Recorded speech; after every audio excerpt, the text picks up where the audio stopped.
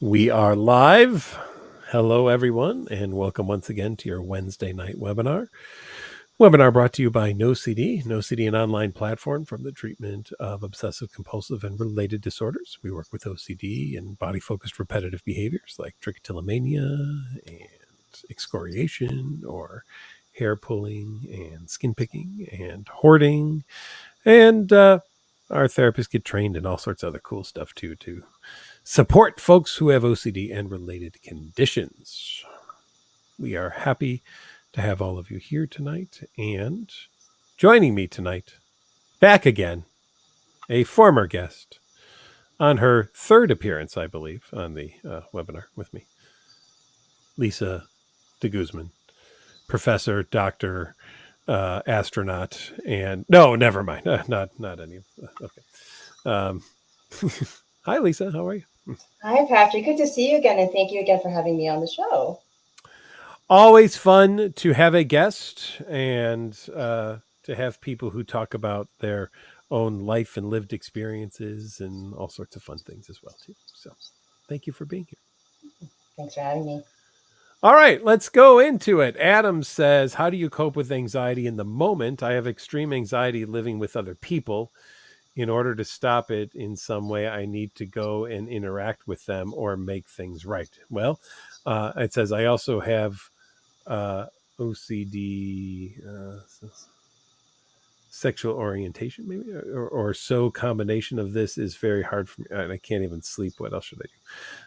I'm a little confused in some of the wording there, but otherwise, I would say this: if we have extreme anxiety about being around or living with other people, it sounds like something we want to work on, right? I mean, you don't want to let that or keep that from you living in the fun house or being in a relationship or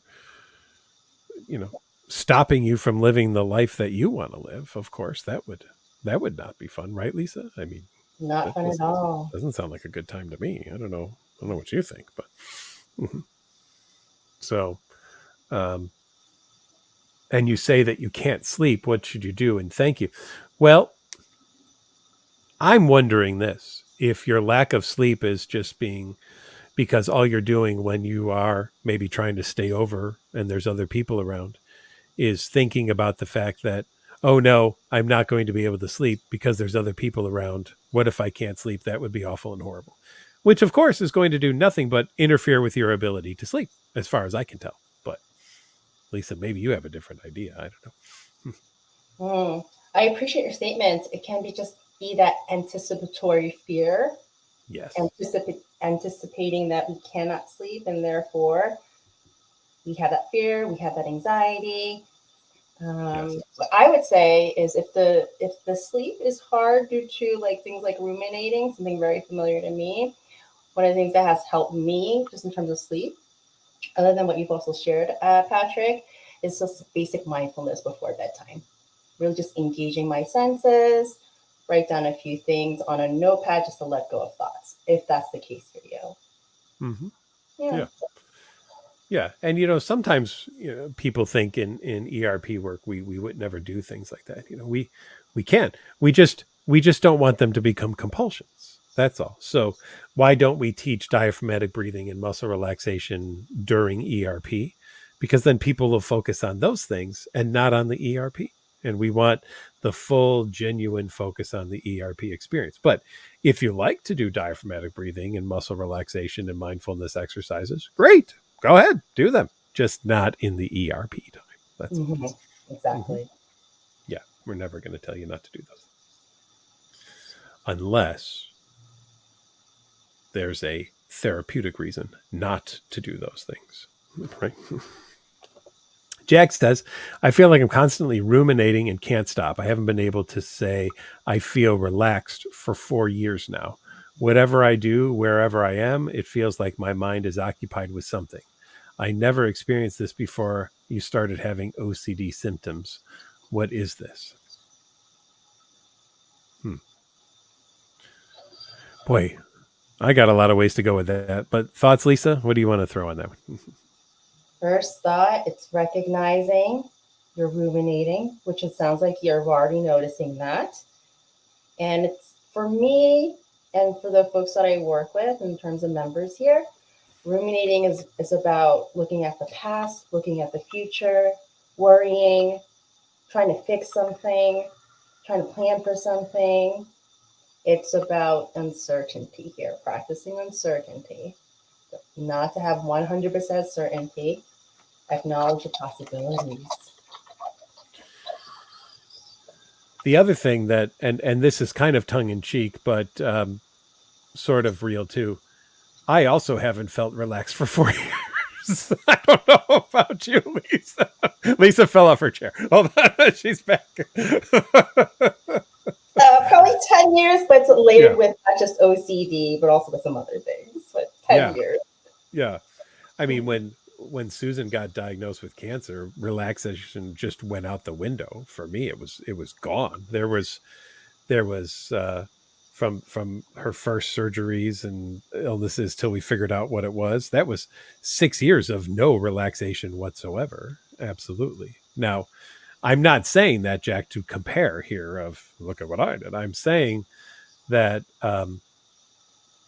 you can live not feeling relaxed and as if your mind is occupied by things and live successfully that way as well too. So, Jack, a couple of potentials. Number one, maybe you always felt that way. You just didn't notice it before OCD was there. And now OCD has really picked up on that and has made that one of its calling card things that it's focusing on. But it could have been like that, right? It's a possibility. Number two, it is part of the OCD. And if it is, then the goal isn't, I think, to try to make it go away and feel relaxed, because forced relaxation is not going to feel relaxing by any means whatsoever.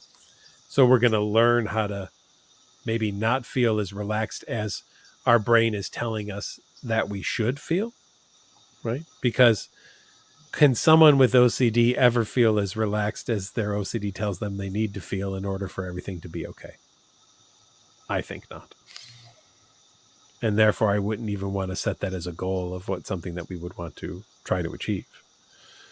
So then, can we live with our mind feeling occupied?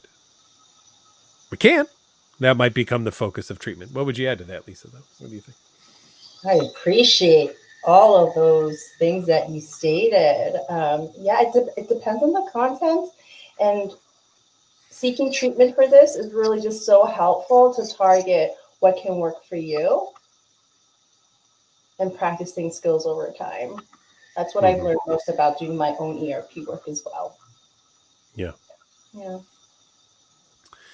I love this next one. I hopped on here a little earlier and I saw this one on here. It says, and I think this is nice for everybody. Dr. Patrick, thanks for teaching us how to live again. Began watching webinars 3 years ago when your OCD was at its worst. So you had to educate yourself more about OCD to get yourself out of it. It took you a while to find NOCD, and through webinars and NOCD, you learned so much. And at first it was difficult to do ERP, but you managed to do it right and finally got your life back. You entered medical school. You're pursuing your dream of becoming a psychotherapist, like someone else on this call, by the way, and finally started therapy for your other issues as well. Sorry for the long message. Thank you again from Egypt.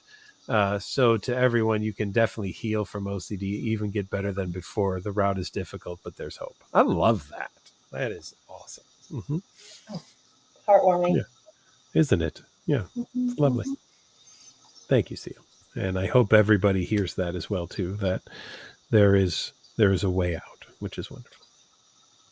Darla says, is avoidance considered a compulsion? I always say this. There's 5 safety behaviors that I always want to pay attention to: avoidance, reassurance seeking, distraction, substance use, and compulsions. So if you have to do something to neutralize an obsession, it's a compulsion. So if you compulsively avoid things as a way to deal with obsessions, sure, avoidance could be considered a compulsion in there. But in the more broader general term, avoidance is a safety behavior like compulsions are. And those 5 safety behaviors are very often used for OCD and other anxiety related issues as a way to try to manage the uncomfortable feelings or sensations that many people have. Right.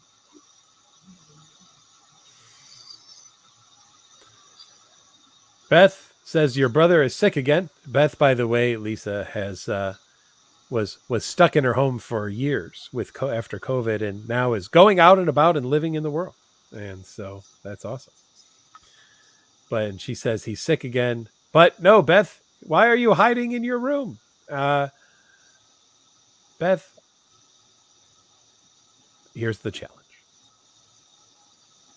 You say in here, I like this one. You told your brother that if he's feeling sick, that he has to tell you. Well, guess what, Beth? Your brother doesn't have to tell you anything. You want him to, which could still be part of a compulsion, but it's ultimately your brother's choice to tell you how he's feeling or not feeling. He doesn't have to do that. Unless we live in a country where it's mandated if your brother or sister tells you something, you must. Lisa, is that true? Do we live in a country that if your brother or sister tells you have to do something, you have to do it? No. Okay. So then, according to Lisa Beth, I'm going to blame her. He does not have to. He does not have to tell you. So Beth, you going to hide in your room, Beth? You're going to come out. Now, Beth, could you get sick? You could. Lisa, do you go outside sometimes? I definitely do, and I do live with contamination OCD, so it has been a journey around COVID in the last few years. Yeah, yes. How was that for you? How did you push yourself to go and face life and fears and things like that? Lower level exposures and working up my hierarchy of exposures. Mm-hmm. Taking a step outside, touching something small, not washing my hands. When to know, and next level up, going on a plane with my mask. Just continue to level up to the point where I still get triggered, but I can go on a plane now, not have a panic attack on the plane, which I have in the last few years. I'm able to go unmasked, able to go to the stores. I can actually touch the knobs now. So it's an exposure every single day when I can. Awesome. Proud of you, Lisa. That's wonderful. Mm-hmm. One step at a time. Yeah. And Beth, remember that. I mean, that's how you were able to leave the house. So it is your choice, Beth, to get those packages or not. That is totally up to you, right? I had a package delivered today. I do not know if the person who delivered it was sick or not. That package is now in my house, and I have handled it already. They could be. I'm going to live with the doubt and the uncertainty and not know for sure. Kate says, are fantasies a form of thought, and do they mean more about your identity than intrusive thoughts, or can we treat them the same? Well, first of all, I want to be wary of answering some of this as reassurance because I'm wondering, Kate, if you've asked other people this question before. There's always that potential. But anything that's in your head is likely some kind of a thought, right? Why would we separate fantasies from wishes, from hopes, from dreams, from anything else? They're all thoughts. They're all things that are in our head. They could be images, right? They could be urges, all these things. And I don't understand why any thought or thing that pops in your head would mean anything more or less about your identity than anything else. Right? And in terms of that, do we need to treat them? Well, if you have a fantasy, I wonder what you would need to be treated for with it. Unless, because if it isn't interfering in your life, what form of treatment would one need for it? Right? I mean, I may have a fantasy of, I've never been to Hawaii, so I could talk about a fantasy of going to Hawaii and walking on a black sand beach and watching whales go by in the distance, and then leaving there and going up to Alaska and seeing the Northern Lights. Okay, so that would be my fantasy. I'm wondering what treatment might I need for that, or is that mean more about my identity than the intrusive thought of when Lisa and I are together at a conference, I will think about throwing her down the stairs, because every time that I'm on stairs with people, I think about throwing them down the stairs, because I've treated so many people with a stare fear that they would throw people downstairs that I can no longer take stairs without thinking about throwing people down the stairs. So does my fantasy about Alaska and Hawaii speak more about me as a person than my intrusive thoughts about throwing Lisa down the stairs? And Lisa, I don't know if you're now afraid to be on stairs with me or not, but yeah. No? Okay. So let's be careful of putting lots of labels on all of these things. Like, what's the difference between a hope and a wish and a fantasy, an intrusive thought and an urge? Let's just kind of recognize there's lots of things in our head, and we can handle all of them. Hey, you got a shout out, Lisa. Take a look. I don't know. Hey, Are you seeing the scroll there, by the way? You are. Okay. yes. Hey, JC. Awesome.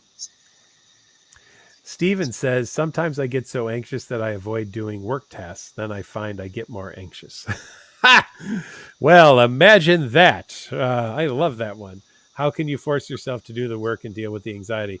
You find you have a hard time starting. Take it away, Lisa. What are your thoughts on it? Oh my gosh. Okay. So many different things that you can use to tackle this. But one of the things that I love as a response prevention message is avoid avoidance. Mm-hmm.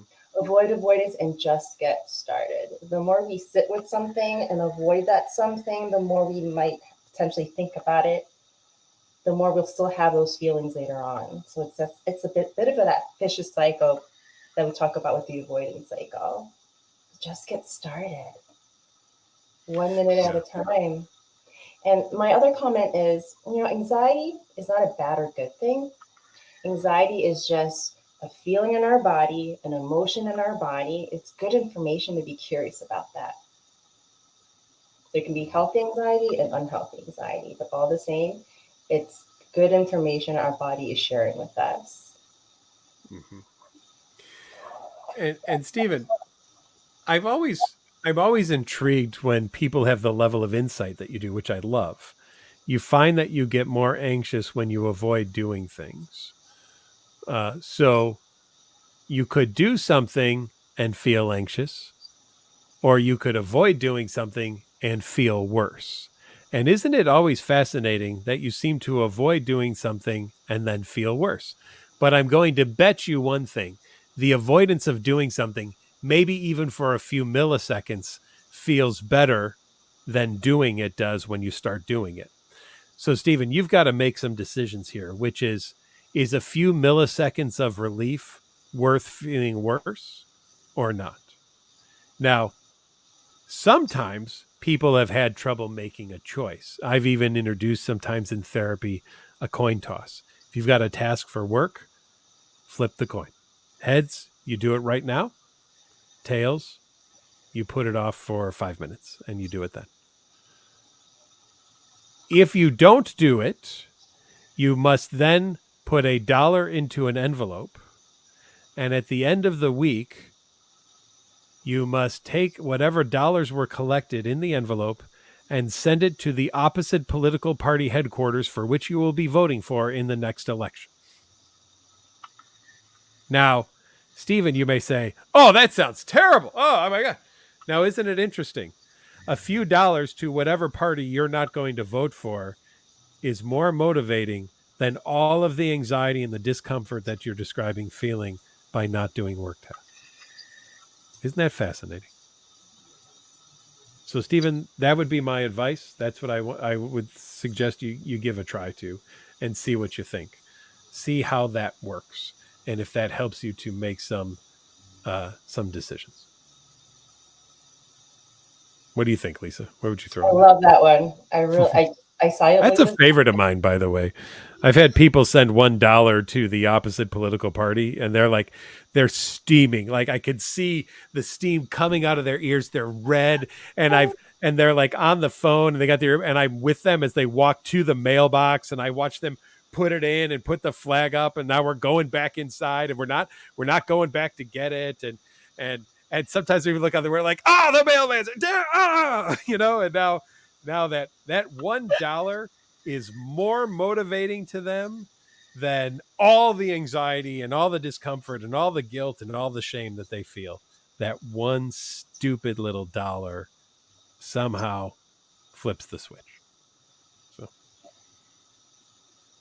there we go. I wonder what you think, Lisa, from your own experience. When it's all internal, it probably doesn't seem that big, but when it has to go external, it suddenly seems huge. Like in that situation, I'll figure out a way to handle this in me, but suddenly when it starts affecting something outside of me, even though it probably already always does, you just didn't really notice it. But when you make it that obvious that your behaviors have now a direct effect of something external to you, boy, does that bring a level of awareness, I think, into some of this that people just haven't had in the past before. I appreciate that comment because you can actually physically feel the envelope, the dollar bill. You can witness this. Yeah, absolutely. 100%. Mm-hmm. Falling Out of You says, what happens with people with pedophilic OCD? What symptoms do they experience? A myriad of symptoms, right?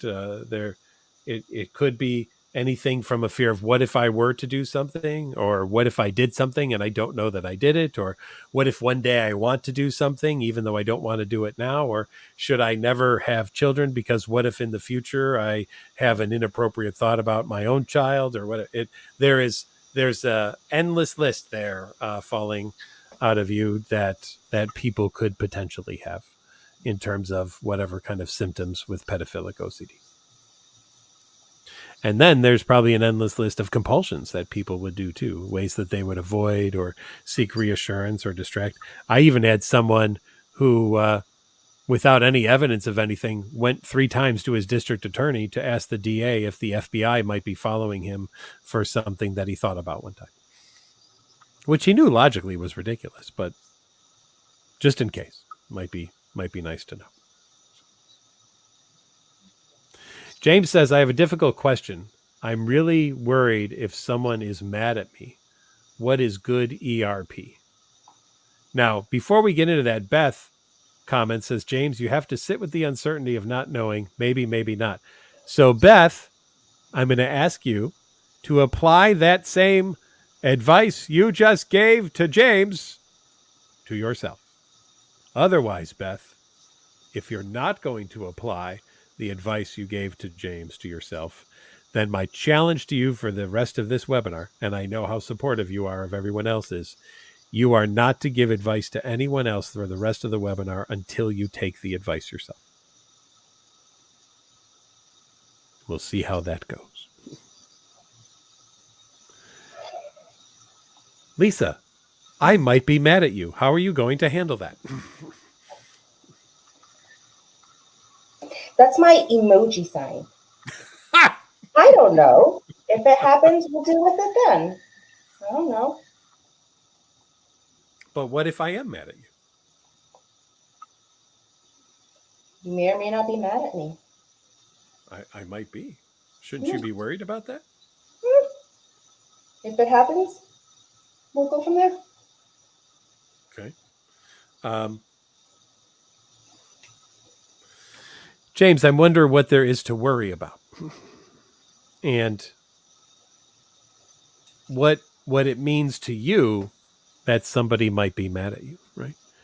And how many compulsions are you doing to try to potentially neutralize them being mad at you? Or even worse, what if it's your compulsions that lead someone to be mad at you, and now knowing that you're doing more compulsions to try to keep them from being mad at you. But by doing more compulsions, they're getting more mad at you because you're doing more compulsions. So you're doing more compulsions to try to keep them from being mad at you. And in doing so, they get more mad at you because you're doing more compulsions. And on and on and on and on and on. What is good ERP, James? Go live your life.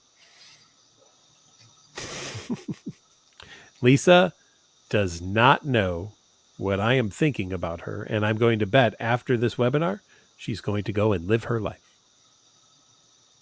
But Lisa, there's a possibility I am quite pissed off at you right now, just so you know. Okay, I heard you. All right, very good. We will move on.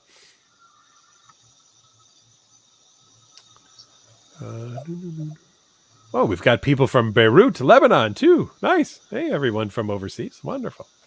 What is it, like 3 a.m. over there right now? It's got to be. But so happy to have you on here right now. Let's see. And feel free, Lisa, if you want to jump around to find anything, if there's any that catch your eye, feel free. I'm a bit of a slower reader. Okay. Yeah. I think it's beautiful that there are attendees in this webinar. It's global. That's amazing. It's pretty awesome, isn't it? Yeah.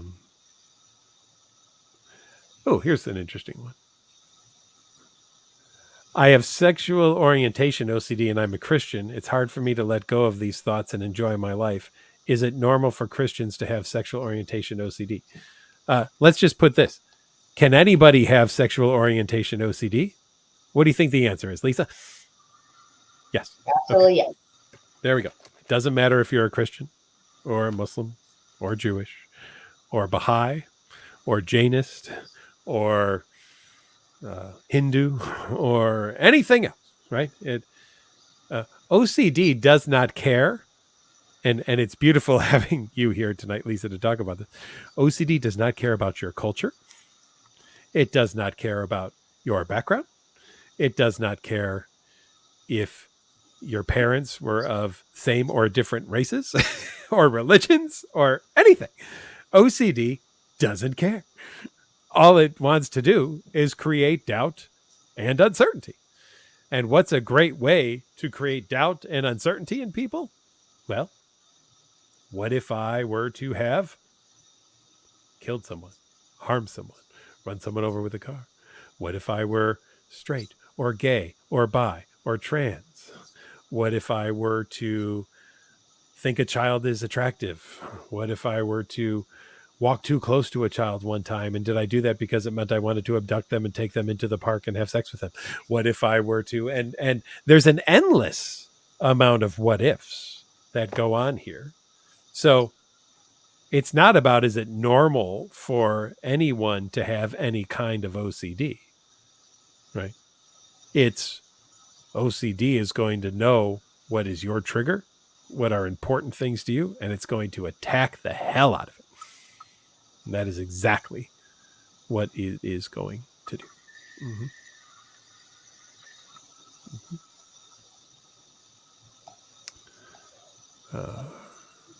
I'm going to go down to the bottom here for a second and check out some things.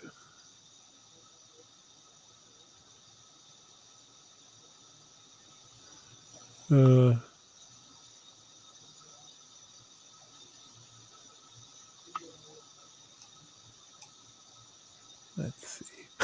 ABF says, I like that. OCD is stupid. I like that. That might be the next T-shirt for an OCD. OCD is stupid. Thank you for that one. That's a good one. Yes.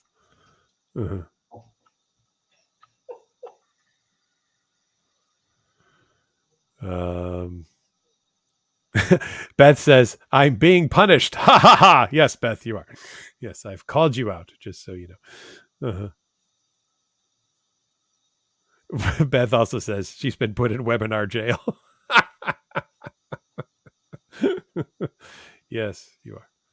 Laughter is the best medicine. So thank you for those comments. Yes.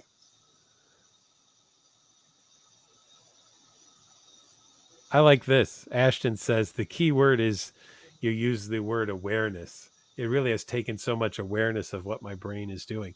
And sometimes awareness can be wonderful, and sometimes awareness is your worst enemy in the entire world, right? Because and Lisa, I see a little smile. I knew this was a bit of a softball to you, that you might want to talk about in terms of. I think that there's a few notions that we really need to discuss. One of them being that I have to be aware of everything going on in my head is one thing that OCD might tell us, which of course A is impossible. And B, if that's the case, the only thing you're going to be aware of is probably every negative potential thing that's going on. Because no one ever comes to see me or Lisa and says, hey, I'm really worried about what if everyone loves me and thinks I'm great. Nobody wants treatment for that. So Lisa, how have you dealt with the awareness issue in your life and the work you do and everything like that? Whoa. So for me, the more awareness that I've gained around just the different conditions, the thoughts, the emotions, I have a better understanding of how to shift in a positive and healthier way. What I mean by that is awareness is key to change in your behavior. It's not a good or a bad thing, it's just being aware. And I think it's a beautiful thing on my own journey. Um, I've been in and out of therapy for 20 years. I was not diagnosed with OCD for more than probably 30 years from my first OCD anxiety episode, merely because I wasn't aware it was an OCD anxiety episode. I Mm-hmm. wasn't aware that my mental compulsions was not a thing that people Mm-hmm. did, right? So the more awareness we have, we can select, is this something that is helpful to us? Is this something unhelpful to us? I think that's a beautiful thing to be aware of, and we can go from there.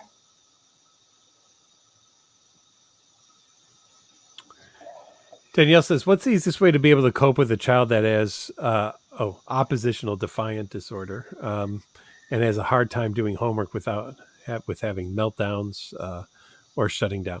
I'm wondering if you have ODD there, Danielle, versus OCD. I'm wondering if you meant one or the other. So if you could just let us know in the comments, and then we will come back to that one if we can. Is it possible to have a social kind of OCD? I'm wondering if I'm feeling like I have to be polite or say things correctly is a real thing.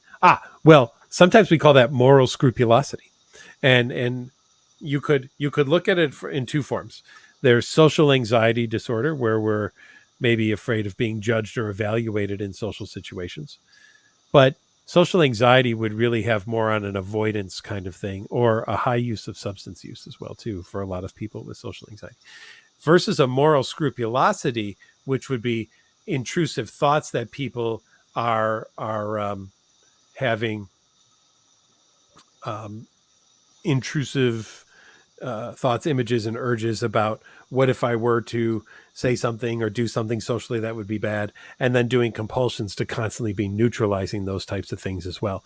And in that situation, you wouldn't even need to be in a social situation. You would just need to worry about what if I were in the future in a social situation, or reviewing all your past social situations. What if I was in a social situation and I did this and I don't remember that I did it, and maybe I need to call the person, or I need to knock on wood or say a prayer or something to undo the potential of it in that situation as well too. So either way, I will tell you this, the treatments would be very similar. We would do a lot of good ERP work and have you kind of go into social situations and maybe do things that feel a bit uncomfortable, right? Maybe I would have you do something like go to a store, walk in, and if there's someone behind you, not hold the door open for them. Ooh, right. Very, very bad. Maybe sit in your car in a parking spot with the car on and your hands on the wheel, but never really leaving the spot, and having people wait for you to leave and finally just get frustrated and continue to drive on and move or something like that. Right. Little things like that may feel very uncomfortable and yet are great ERP exercise.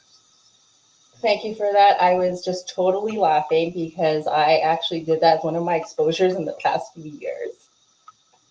It was very uncomfortable not to Mm-hmm. open the door. Yeah.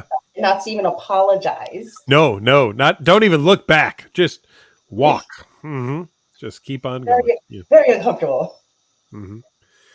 There's a really good book called Dying of Embarrassment that I recommend all the time for people who have social anxiety. And you may find that very, very helpful. And even if it's more of a moral scroop kind of experience, but it's on the socially related aspect, there's a lot of good stuff in there that I think could be very helpful to you. Jennifer Brown says, I'm already feeling very uncomfortable just thinking about those things. I love it. So very, very nice. Let's see.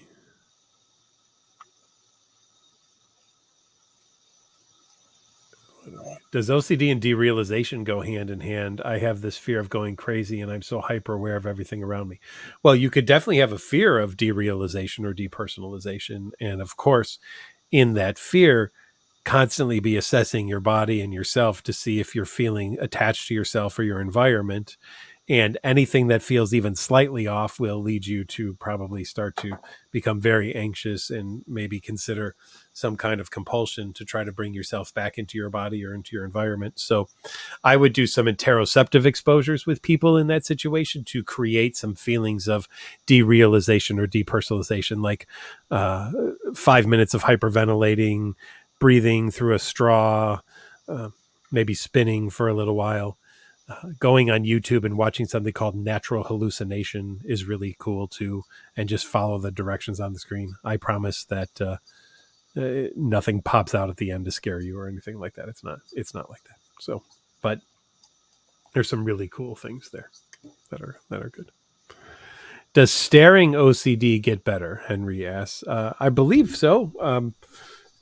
There's a lot of work being done in that area right now to take a look at what are some of the best forms of ERP to help people who have staring or ocular Tourettic OCD. And so I would stay tuned. I'll be interested to go to the OCD conference this summer. I'm going to bet there's probably going to be some talks on that, and we'll get some updates on some things to find out what are some of the newest ways of working on this as well.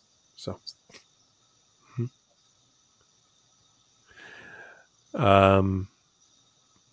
Lisa, I don't know if you want to look at Ashton's question at the bottom there. It says, as a social worker, I find that our ethics helps me understand why it's not as black and white as OCD makes it. I was wondering if you have any experiences to share about OCD and social work. That's a very broad question. Well, you're the social worker, not me. So I'm leaving that one. And by the way, happy social work. Oh, it is. Yes. Happy social work. Yeah. Yeah. Oh, gosh. State the question again. As a social worker, I find that our ethics helps me understand why it's not as black and white as OCD makes it. So that's great. You know, you can see that OCD is not telling the truth, which is wonderful. Okay. Wondering if you have any experience to share about OCD and social work. Let me try that. Let me throw some things at you if you're okay. I'm going to interview you for a moment on this one. So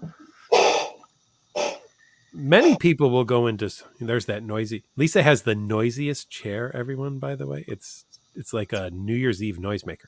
A lot of people go into social work and go into the case management side of thing, but let's explain too that there's many social workers who are full-time therapists who do therapy for people and can diagnose and can treat people with mental health conditions. So let's throw that out there first of all, just so that everybody knows that that's an option. It isn't just the what you see in the police drama, social workers who are working in the jail or something like that with people. There's so many different ways that social work occurs. So again, happy Social Work Month, all of it. How but your training in social work looks at everything, right? From doing case management to community work to therapeutic work here as well. And how do you feel that you bring some of the things that you've learned in your social work training into the work that you do in therapy for obsessive compulsive? Yeah, thank you for the question and the clarification. That sounded like a big question to me. What's interesting is that you mentioned social work can be about case management. Can be. working in the community, could be working in a hospital, medical social work, could also be therapeutic services. I've actually in my, how many years, how old am I now? In my decades of service in the community, I've worked with the most marginalized populations. I've worked with 9/11 Red Cross program. I've worked with housing and homelessness for about 10 years, both in California and New York. So for me, when I look back, what's been very interesting is that I look back and seeing how OCD did play a role in this. I have a strong value around justice and around fairness, and led me to a social work practice. And I think what's beautiful thing is that I was able to gain a level of experience out in the community, out in the schools, out in different areas, spaces, and places. OCD latched onto things in very different ways as a result of that. But it's also been a beautiful journey in terms of how I view the world through an expanded lens, through the experiences I've been through and through the work with such diverse populations. It's been a beautiful journey. Yeah, that's awesome. Yeah. That's awesome. That's good.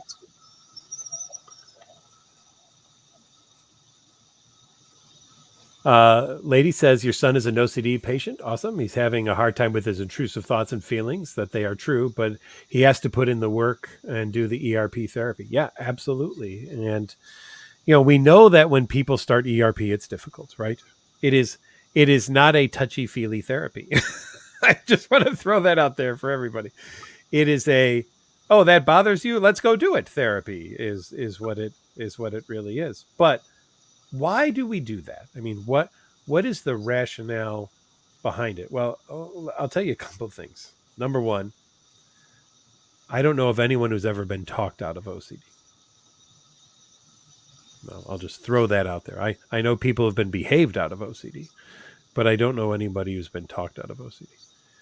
And I know that being nice to OCD and giving it everything it wants only makes it more greedy. So if the whole family provides all of the bleach and all of the reassurance and all of the lock checking and all of the plumbing checking and all of these things constantly to someone with OCD, they may for a moment say thank you, and then, yeah, but could we do it one more time? And then the whole thing starts over again. If you're in a family, you're a family member, somebody with OCD, and you're hoping one day they're going to get it and we're going to have checked enough or washed enough or cleaned enough or done enough, I'm going to burst your bubble right now and tell you that is never going to happen.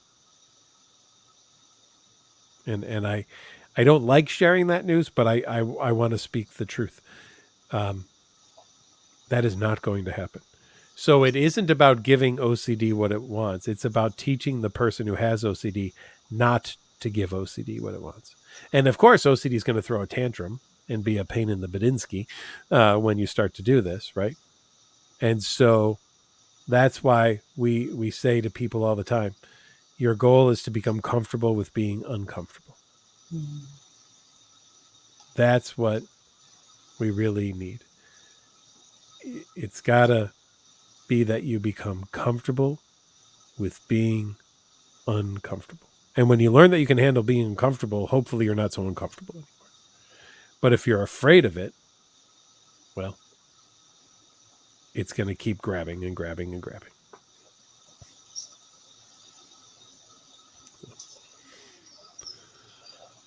All right, let's see. What else? Oh, more happy social work month throwing out there as well, too. Mm-hmm. All these new comments, everybody. Everyone's just loving and supporting each other tonight. Lisa, you've been doing OCD work now, and I love that you share your lived experience as well, too. For those who are here, sometimes we'll get questions about, is there something on the other side, and will this always be with me? And so I'd be interested, just because I think it's very inspiring when I have people on here who do this as work, but are open and honest about their lived experience as well too. How did you manage going from OCD running your life to you running your life and OCD's in the backseat?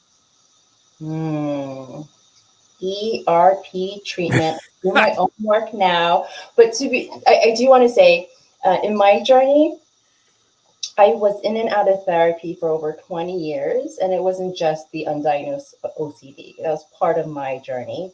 Yeah. Then depression. Yeah. Then the trauma, and there's just layers to this. What I would say is, I do my own ERP work. And I continue to rediscover myself every single day because I can look back, I can look forward, not to ruminate and worry, but say, hey, this is where I use OCD as a superpower. And it's no longer debilitating like it used to be. Mm-hmm. Yeah. And I would say also to anyone, to take a look at the fact that your OCD will lie and cheat and scratch and perform as many illegal moves in the wrestling match that you're in with it as possible in order to get you to not move forward, to not live the life that you want to live. And our goal is to get you to recognize that,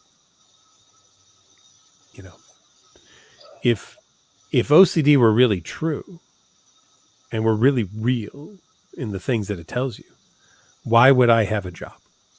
Right? What would I be able to do against OCD if it were actually true? Nothing. Right?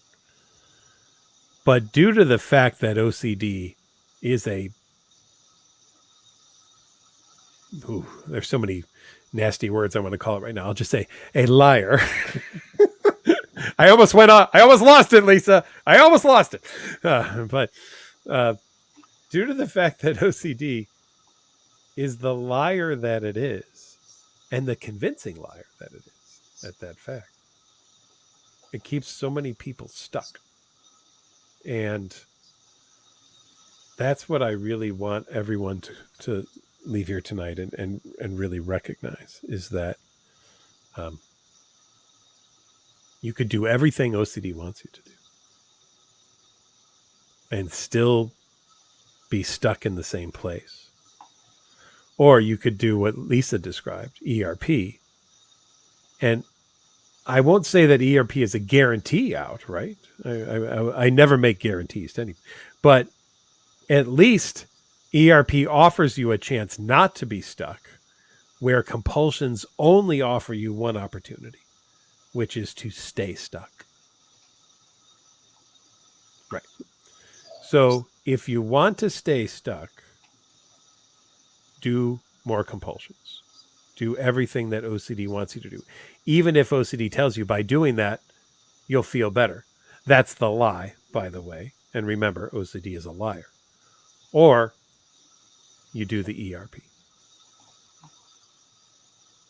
And I don't know about you, Lisa, but I haven't yet met anyone. I'm take this out of OCD yet. I haven't yet met anyone who's overcome a fear of elevators without getting on an elevator.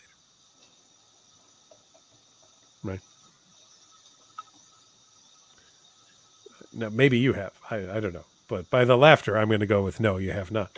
And if you've never met anyone who's ever overcome the fear of an elevator without getting on an elevator, how are you ever going to overcome the fear of anything that OCD says to you without facing that fear and learning that you can handle that thing? So, OCD is the great and all-powerful Oz, but it's a mirage. It's scary and it's frightening and everything until you pull the curtain back and you see, oh, that's what it really is. Okay. So much for that. Where do you want to go, Lisa? Pick something. There are some comments asking me about medication and therapy. Oh, okay. Well, the first line of treatments for OCD, according to the American Psychiatric Association, is ERP or ERP plus medication. The medications people typically start on are the SSRIs or the SNRIs. They are the serotonin-based medications. Very often you will try one or two of those and hopefully get some kind of result. If you don't, you can go to a third one if you don't get the result, or after the second one, you may try clomipramine, which is a tricyclic antidepressant. People don't usually start on that, though, because it is a tricyclic, which means that it hits three neurotransmitters instead of one, serotonin. It also hits norepinephrine and epinephrine. And because of that, it has more side effects. So a lot of times people don't start on that one. They start on the other ones first because of the side effect profile being much, much less. If that doesn't work, then sometimes people will even use some of the atypicals, the atypical antipsychotics at low doses, especially for people who have a low insight OCD. You might find that the atypicals can be very helpful for people who are having trouble with the ego dystonic nature of OCD. By ego dystonic, we mean that we don't see it as being us. We see it separate from us. But some people, that's a little fuzzy, and they're like, no, maybe I like this. Maybe this is true. Maybe I want this. Maybe this is real. The atypicals can help break that cycle a little bit as well, too. So that would typically be the level of meds. By the way, though, on the SSRI meds, typically you would use higher doses of those meds than you would take for the depression level. So if a certain one might be a high is 40 for that med for depression, the low for OCD might be 60, right? Just because the dosages for OCD appear to be higher than they are for depression. So even though they're called antidepressant medications, because that was really what they were originally used for, they are potentially useful for other things as well, too. Mm-hmm. Jefferson says doing ERP is kind of scary. Yes, you're right, Jefferson. Doing ERP is kind of scary. That is true. And you asked for tips. The tip would be to accept the fact that it is scary, but just because it is scary doesn't mean it's dangerous. Right? Scary doesn't have to mean danger. Right?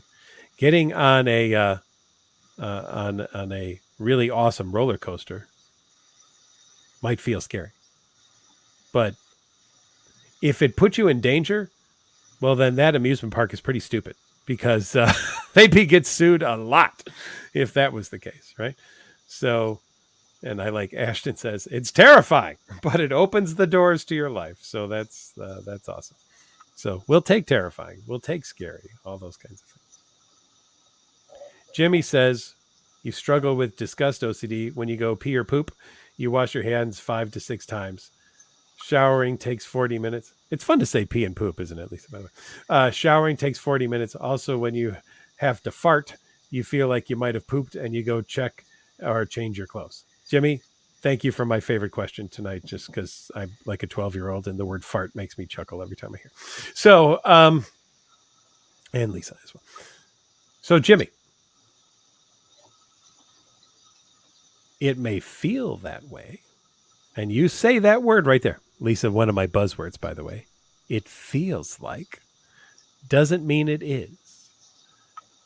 But because it feels like, that's good enough for me, right?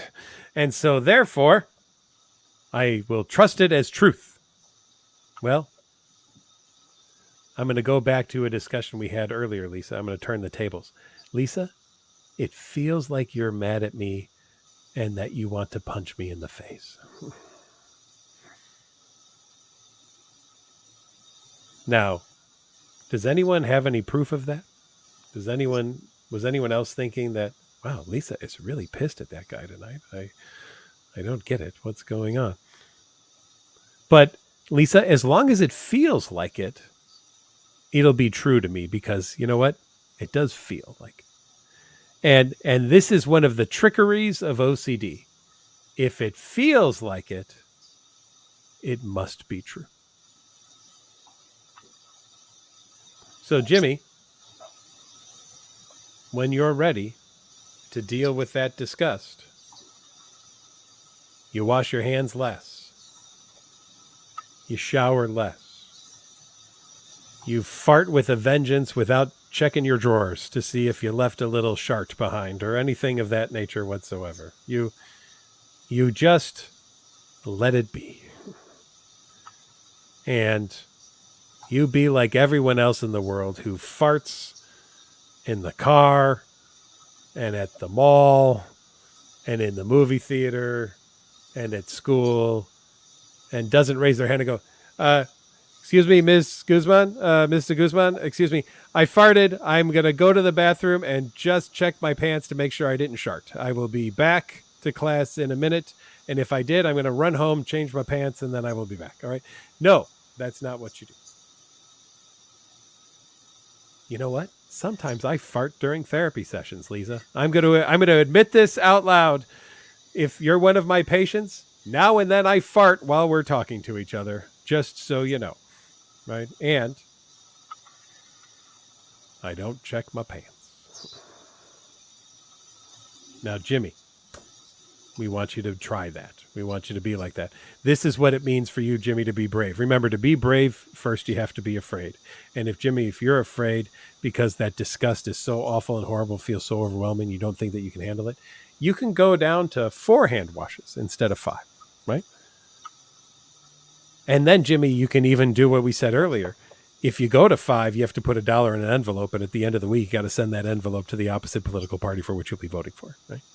And Jimmy, you can set a timer for 35 minutes for the shower. And if you don't get out at 35 minutes, another $1 goes into that envelope that you'll be sending to the opposite political party for which you'll be voting for in the next election, right?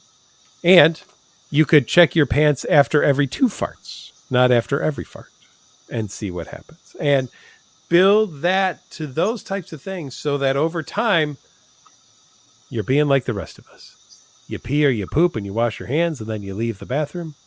You get out of the shower earlier than what you're doing and you fart like the rest of us do. You fart and you move on. And that's where you go. And by the way, I don't think I've ever said fart so many times as in a 4-minute period as I have in this, but I got to tell you, I'm having some fun talking about it. So, Ashton says, "I hope I've never pooped my pants in session." That's really funny. I like that. Yeah. So just to let you know, I am laughing with you. Definitely not at anybody. You can laugh at me too. I don't care. Really, it doesn't matter. Because Jimmy, I live with poop is one of my triggers. Wash my hands. I don't wash my hands necessarily after I use the toilet as an exposure. Yep. Sit with it, touch my computer, all that good stuff. I've done some level 10 exposures around this, which has been really hard to do, but so worth it because I am less reactive when there's dog poop on the floor or just seeing poop. Do you have a dog? Yep, 2 of them. And that means you have to clean up poop, right? Yep, exposures all the time. Man, you are constantly exposed to the poop then everywhere, right? Yep. Inherited a dog along with the husband, so yeah. Oh, okay. Yeah, and then they just multiplied. Yeah, there you go. All right. Well, I got to tell you, Lisa, it's always a fast hour when we get to be here together and do these fun things, but it's been a joy. Any wonderfully last, amazing, great words to inspire our audience tonight before we take off? Do uncomfortable things. Do hard things. Do things that are of value to your life. Don't let OCD rob you of the life that you can have and that you choose to have. I love it. I love it. I love it. I love it. And remember, you could spend the rest of your life living next to your tombstone wondering when you will be 6 feet under it. Or you could spend the rest of your life having a great time partying like a rock star, showing up on the day of your death next to your tombstone and saying, man, that was a great time. And that's the life I hope you have. OCD wants you to live the first life. We want you to live the second one. Thanks for being with us, everyone, tonight. Lisa, thank you. Happy Social Work Month to you, Lisa, and everyone out there who's social workers. Woo, woo. And we will be back again next week, everyone. Make it a great one and challenge yourself. And remember, Beth, the only way to get out of webinar jail is to leave your room tonight. All right. We'll talk to you all later. See ya. Bye.